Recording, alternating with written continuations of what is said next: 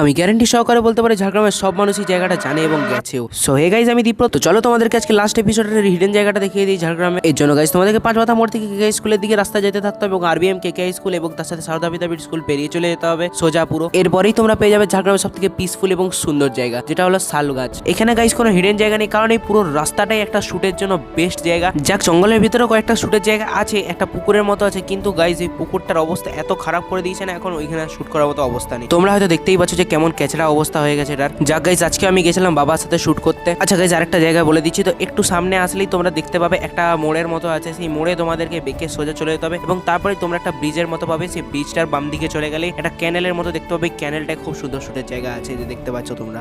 যাক গাইজ, একটা লাস্ট কথা বলে দিই যে এই এপিসোডটা আমার লাস্ট এপিসোড ঝাড়গ্রামের হিডেন জায়গাগুলো দেখানোর জন্য। আমাকে অনেক ভাই কমেন্ট করেছে যে ভাই প্লিজ বন্ধ করো না। তো আর কোনো জায়গা নেই দেখানোর মতো ঝাড়গ্রামে বেস্ট জায়গা। তো দেখা হচ্ছে, যদি ভিডিওটা ভালো লাগে একটা লাইক করে দেবে এবং ফলো করে দেবে ছোট ভাই ভেবে, কারণ এই সিরিজটা বানাতে আমার প্রচুর কষ্ট হয়েছে। তো দেখা হচ্ছে নতুন কোনো ভিডিও নিয়ে, তো ততক্ষণের পর্যন্ত বাই।